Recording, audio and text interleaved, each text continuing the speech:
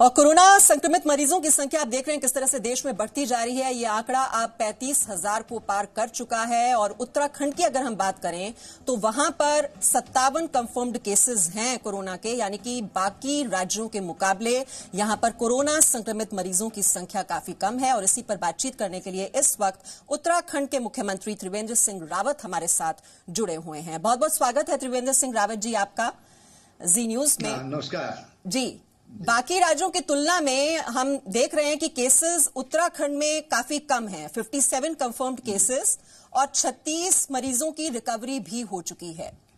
ये क्या road map आपने अपनाया, ये क्या फॉर्मूला है जो बाकी राज्य क्या इससे सीख ले सकते हैं? त्रिवेंद्र सिंह रावत जी, ये केसेस इतने कम क्यों हैं उत्तराखंड? मैं आपको बताऊं, 26 जनवरी सुबह ही हमने इस पर कार्रवाई शुरू कर दी थी, क्योंकि 25 जनवरी की रात्रि में सोशल मीडिया के माध्यम से हमको खबर मिली कि नेपाल में एक कोरोना पॉजिटिव पेशेंट मिला है। उत्तराखंड और नेपाल की सीमाएं लगभग 550 किलोमीटर की सीमाएं हैं हमारी, और रोटी बेटी के रिश्ते भी हमारे नेपाल से हैं। देहरादून हो या हमारे कई अन्य कस्बों से अनेक बसेज ये नेपाल जाती हैं, वहां से इधर आती हैं प्रतिदिन। तो हमने तुरंत, जब ये जानकारी हमको मिली, तो हमने स्वास्थ्य मंत्री डॉक्टर हर्षवर्धन जी से मैंने 26 सुबह ही इसकी बातचीत की, और उन्होंने हमको यथोचित समय पर जो सुविधाएं हमको चाहिए थी वो उन्होंने हमको प्रदान की। हमने जो बॉर्डर थे उस पर स्कैनिंग शुरू कर दी, और एक एक व्यक्ति को हमने पूरी तरह उसका मेडिकल नॉर्म के आधार पर उनका हमने परीक्षण किया जी। और उसके बाद धीरे धीरे हम लोग इसको जो प्रवेश यहाँ पर जो हो रहा था या संभावना थी, उसको हमने एक तरह से काफी हद तक हम उसको रोक पाए। और 15 मार्च को जब ये जो जमायत से जुड़े हुए लोग जो मरकज निजामुद्दीन में गए थे, तो पहला केस हमारे पास 15 मार्च को हमारे पास आया। कुछ केस हमारे पास जो हमारे लोग आईएफएस कुछ विदेश में प्रशिक्षण के लिए गए थे, वो जब लौट कर आए उनमें से 3 संक्रमित हुए। लेकिन आज जो भी केसेज हमारे पास हैं, लगभग 80% के आसपास ये जमायत से जुड़े हुए केस हैं।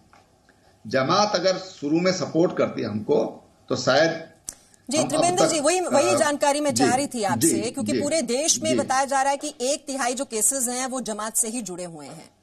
अब उत्तराखंड राज्य में ऐसे कितने लोग हैं जो कि जमात से जुड़े हुए हैं, जो कोरोना संक्रमित पाए गए, और उन्हें क्या क्वारंटीन में रखा गया है, अस्पताल में रखा गया है, कहां पर रखा गया है? वही मैं आपको बताने जा रहा था कि हमारे पास प्रारंभ में जो दिल्ली से हमको खबर मिली थी कि 126 लोग उत्तराखंड से मरकज में गए थे, तो हमने जब उनके संपर्क ढूंढने शुरू किए तो ये 1435 लोग निकले। ऐसे 126 से बढ़कर 1435 ऐसे केस निकले, जिनमें से कुछ ऐसे जमाती थे जो उत्तराखंड से देश के अन्य हिस्सों में गए हैं, लगभग 300 के आसपास, लेकिन बाकी सब उत्तराखंड में थे। हमने एक एक को हमारी पुलिस ने ढूंढा और उनको क्वारंटाइन किया गया। जिनमें लक्षण पाए गए उनको तुरंत अस्पताल में भर्ती किया। जब कुछ लोगों ने सहयोग नहीं किया तो हमने बहुत सख्त यहां पर व्यवस्था दी। हमने कहा कि अगर कोई सपोर्ट नहीं करेगा तो उस पर 307 की धारा में उस पर केस दर्ज किया जाएगा। अगर उनके संक्रमण से किसी की मौत होती है तो 302 में हम उस पर कार्रवाई करेंगे। उसका परिणाम ये रहा कि जो जमात से जुड़े लोग थे वो तुरंत फिर भय के कारण, और हमने ये भी कहा कि भाई ठीक है, ये बीमारी है, ये इसके लिए कोई जाति धर्म विशेष का कोई महत्व नहीं है। तो फिर लोग सामने आए और हम लोगों ने एक तरह से क्वारंटाइन भी किया, आइसोलेशन में भी किया, और जो अस्वस्थ थे उनको तुरंत उनका इलाज शुरू किया। उसका परिणाम ये रहा कि हमारे यहाँ जो आज रिकवरी रेट है वो भी बहुत अच्छा है, और स्थिति भी नियंत्रण में है। त्रिवेंद्र सिंह रावत जी, बहुत से ऐसे राज्यों में मस्जिदों में पाए गए हैं कई जमाती, और उन्हें बाहर खदेड़ना पड़ा है क्योंकि वो छिपने की कोशिश कर रहे हैं। कहीं ऐसा तो नहीं है कि अभी भी वहां पर कुछ लोग छिपे हों और बाहर नहीं आए हैं अभी तक, और उनका अभी तक टेस्ट भी नहीं हो पाया है? देखिए, अब क्योंकि अब काफी समय हो गया है 15 मार्च के बाद, तो अब ऐसा नहीं लगता है कि कुछ लोग अंदर होंगे। अगर कुछ होते तो शायद वो लक्षण सामने आ जाते। अभी जो 2 केस हमारे यहाँ बढ़े हैं पिछले 2 दिन में, तो बाहर से यहाँ पर आए जो कोई एक आध केस पंजाब से आया, एक आध केस कहीं उत्तर प्रदेश से वो यहाँ प्रवेश कर रहे थे, तो इस ढंग के केस आए कि जो जमात से जुड़े हुए नहीं हैं जी। तो अभी तक जो जमात से जुड़े हुए केस जो थे अब आना अब तो बंद हुआ है कुछ दिनों से, कोई केस अब नया हमारे सामने नहीं आया है। ठीक है। त्रिवेंद्र सिंह रावत जी, प्रधानमंत्री लगातार मुख्यमंत्रियों से वार्ता कर रहे हैं क्योंकि आगे अब 2 दिन बचे हैं। 3 मई के बाद अब लॉकडाउन को बढ़ाना है नहीं बढ़ाना है, इसको लेकर मंथन चल रहा है। तो आपकी क्या राय है अपने राज्य को लेकर? क्या ये लॉकडाउन एक्सटेंशन होना चाहिए?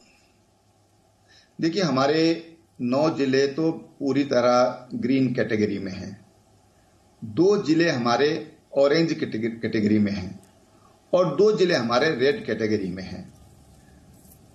हमको अलग अलग जो हॉट स्पॉट हैं या रेड कैटेगरी की डिस्ट्रिक्ट हैं या एरियाज हैं उसके हिसाब से विचार करना चाहिए। ऐसे ही हमको जो राज्य हमारे देश के हैं उन राज्यों में जो डिस्ट्रिक्ट हॉट कैटेगरी में है उनको हमको अभी भी पूरी तरह सील्ड रखने की आवश्यकता है। मैं आपको बताऊं कि उत्तराखंड की सीमाएं सहारनपुर से लगी हैं, उत्तराखंड की सीमाएं बिजनौर से हैं, मुजफ्फरनगर से हैं, ऐसे ही मुरादाबाद और रामपुर जो हॉट स्पॉट हैं और इन जिलों को निश्चित रूप से सील्ड करने की आवश्यकता है।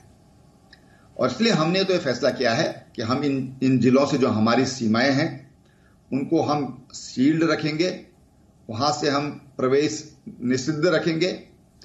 अगर कोई ऐसे केसेज व्यक्ति हैं जो वहां पर क्वारंटाइन में हैं या कैंप्स में हैं तो उनको हम तरीके से सिस्टम से हम उनको वापस लाएंगे ताकि उनको भी दिक्कत न हो और जो संक्रमण की जो संभावनाएं हैं उनको कम से कम किया जा सके। जी, त्रिवेंद्र सिंह रावत जी, आपके राज्य में भी पहले 11 हॉटस्पॉट चिन्हित किए गए थे, अब वो बढ़कर 15 हो चुके हैं।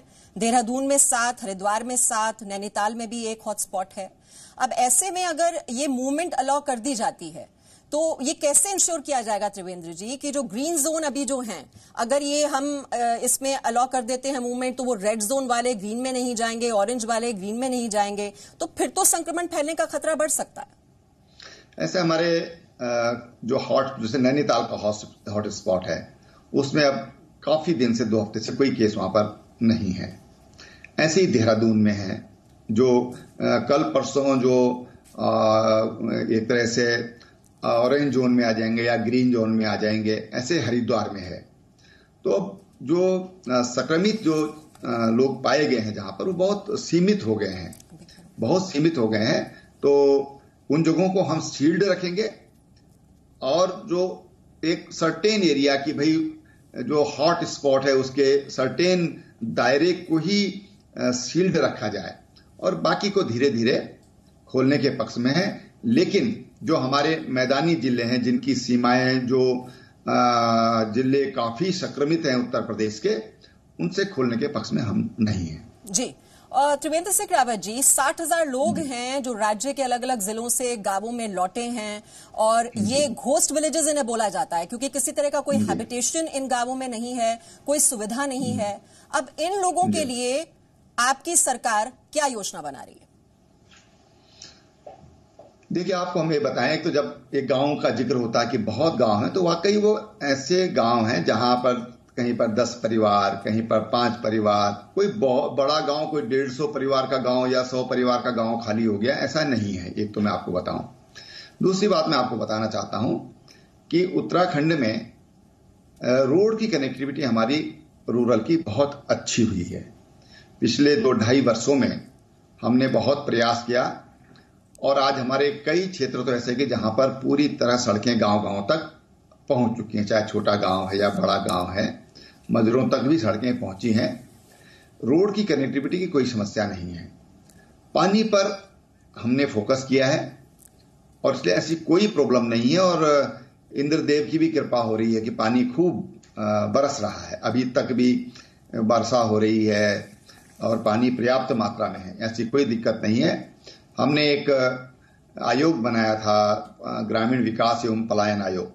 उन्होंने पूरे गांव की स्टडी की है, एक एक गांव की स्टडी की है कि वहां पर मेडिकल फैसिलिटी कितनी है, स्कूल की फैसिलिटी कितनी है, रोड की फैसिलिटी कितनी है।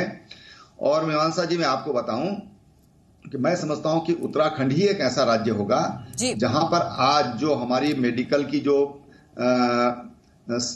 डॉक्टर्स की जो संख्या है, लगभग हम 85% के करीब डॉक्टर आज हमारे यहां नियुक्त हैं। तो उसकी भी फैसिलिटी हमने बढ़ाई है। जो इंटरनेट की कनेक्टिविटी है वो भी हमारे यहां बेहतर हुई है। और जो आयोग हमने बनाया उसमें हमारे पास एक एक गांव की स्टडी है। अभी हम लोगों ने, जब ये लोग हमारे लोग अभी वापस आना शुरू हुए, तो हमने एक सर्वे भी उसमें शुरू किया कि आप लोग वापस आए हैं तो क्या आप वापस जाना चाहेंगे या यहीं आप लोग भविष्य में उत्तराखंड में ही रुकना चाहेंगे, आप क्या करना चाहते हैं, आपकी शिक्षा क्या है, आपके पास क्या अनुभव है। तमाम ऐसे 28 प्रश्नों का एक क्वेश्चनार बनाकर हमने दिया है और उसके अनुसार हम लोग प्लानिंग कर रहे हैं। इस दृष्टि से हमने एक कमेटी बनाई है विशेषज्ञों की। फाइनेंस के हमारे चीफ सेक्रेटरी रहे हैं पहले उत्तराखंड राज्य के। जी देवेंद्र जी, आपने अभी डॉक्टरों की नियुक्ति का जिक्र किया। नीति आयोग ने कुछ रैंकिंग्स जारी की थी हेल्थ केयर फैसिलिटीज को लेकर, और उसमें आपका राज्य जो है वो 15वें से खिसक कर 17वें नंबर पर पहुंच गया था।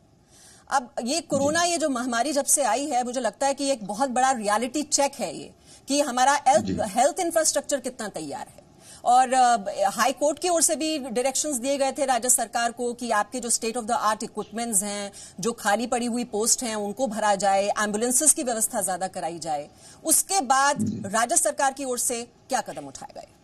देखिए, मैं आपको बताऊं कि जब हमने आज से 3 साल पहले यहाँ पर हमको सरकार बनाने का मौका मिला और मुख्यमंत्री के नाते मुझे जिम्मेदारी मिली, तो मेरे पास 1085 डॉक्टर थे। केवल 1084 डॉक्टर थे।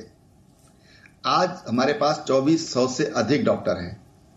कुछ ऐसी हैं कि जो आरक्षित श्रेणी के हैं, वो हमारी मजबूरी है कि हम उनको नहीं भर सकते, वो बैकलॉग चल रहा है। लेकिन आप अगर देखें तो चाहे जो लिंगानुपात है उसमें हमने बहुत बेहतर काम किया है। आज जो टीकाकरण है उसमें हमने बहुत अच्छा काम हमारे यहाँ हुआ है। हमारे स्टेट में किसी भी डिस्ट्रिक्ट हॉस्पिटल में आईसीयू नहीं थे, आज हमारी हर डिस्ट्रिक्ट में आईसीयू बन गए हैं। डॉक्टर्स की नियुक्ति हमने की, कुछ डेंटिस्ट की भी हमने 150 के करीब डेंटिस्ट की भी हमने राज्य में नियुक्ति की। अब यह है कि पिछली सरकार को दोष देना बहुत उचित नहीं लगता है, लेकिन मैंने एक वस्तुस्थिति आपके सामने रखी है। ठीक है कि हेल्थ को हमने प्रायोरिटी दी। आज आप ये देखिए कि हमारे यहां जो भी कोविड के पेशेंट हैं, एक एक पेशेंट ठीक होकर के घर पर जा रहा है। इवन एक 9 महीने का बच्चा रिकॉर्ड बना है कि 6 दिन में हमारे डॉक्टर्स ने उसको ठीक करके वापस भेजा है। एक काफी अच्छा इसमें सुधार हुआ है। मैं तो नहीं कह सकता कि बिल्कुल परफेक्ट हुआ है, लेकिन हाँ, बहुत बड़ा सुधार इन 3 सालों में करने का प्रयास किया। उन लोगों की चिंता बहुत हो रही है इस वक्त, जो आपके राज्य के जो लोग हैं वो दूसरे राज्यों में फंसे हुए हैं। अब ये ट्रेनों की व्यवस्था की जा रही है, जैसे आज तेलंगाना से झारखंड के लिए एक स्पेशल ट्रेन रवाना की गई है। आपके जो लोग और राज्यों में फंसे हुए हैं उनके लिए आप क्या व्यवस्था कर रहे हैं? देखिए, हमारे एक तो हमने जो राज्य सरकारें उनसे बातचीत की है। हमारे राज्य में ट्रेन की कनेक्टिविटी बहुत कम है और इसलिए, और हमारे लोग बहुत अगर हाँ दिल्ली के आसपास हम देखें तो काफी संख्या उनकी है। अगर हम मुंबई में देखें तो वहां भी ठीक ठाक संख्या है, लेकिन बाकी हमारे लोग छितराए हुए हैं, अलग अलग जगहों पर हैं, कम कम संख्या पर हैं, लेकिन बहुत फैले हुए हैं। तो उसके लिए हमने एक कमेटी बनाई है और वो कमेटी आज शाम को मुझे रिपोर्ट करेगी।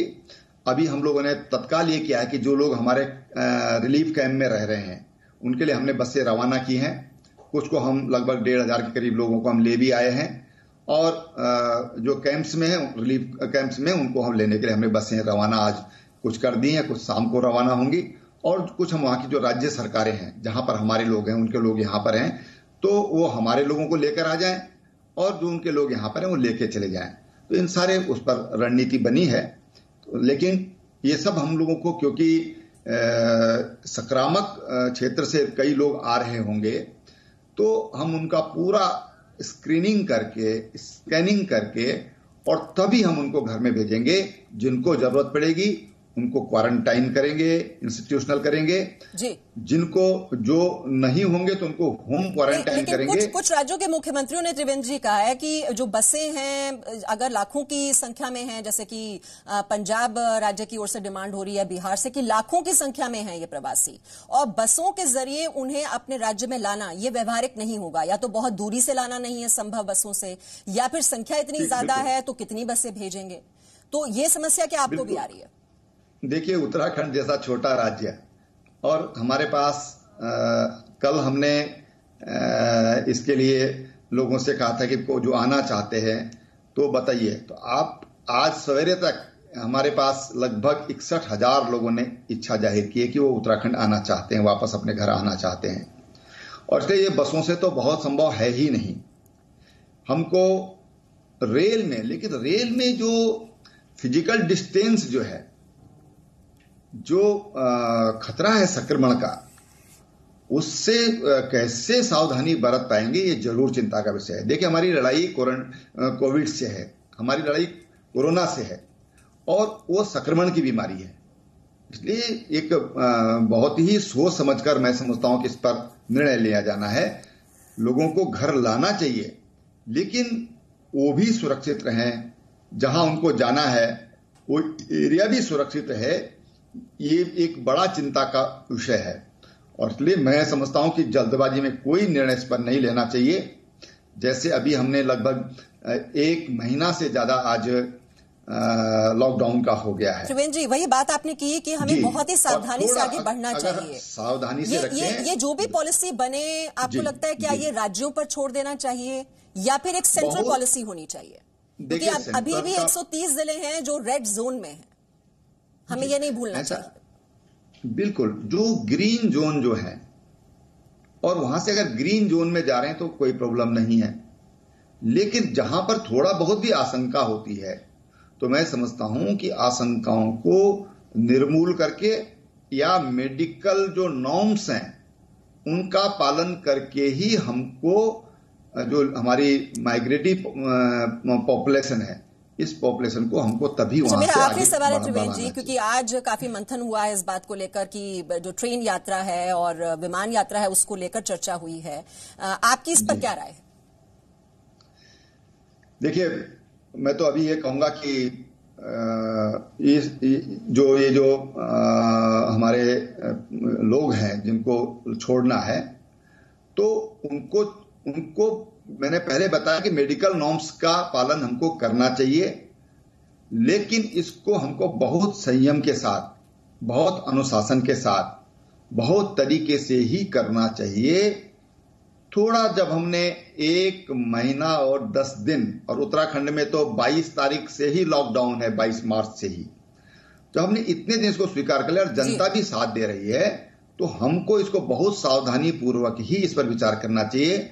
और जो एयर सर्विसेज हैं जी, एयर सर्विसेज को भी धीरे धीरे हमको खोलना चाहिए, हर चीज खोलना चाहिए, लेकिन बहुत उसके लिए एक सिस्टम डेवलप करके तभी हमको उसको करना चाहिए। तो संयम और लेकिन धीरे धीरे हमको नॉर्मल लाइफ बिल्कुल आगे बढ़े, और बहुत ही सोच विचार कर ही जो रियायत भी देनी है वो भी बहुत ही सोच समझ कर दी जानी चाहिए। बहुत बहुत शुक्रिया त्रिवेंद्र सिंह रावत जी, हमारे लिए समय निकालने के लिए, हमसे बातचीत करने के लिए। एक छोटे से ब्रेक के लिए यहाँ पर रुक रहे हैं, लौटते हैं जब कुछ और खबरें। No signal, no worry. Presenting Z News app with live TV, latest updates and expert opinion. Available on Google Play and App Store. Download it now.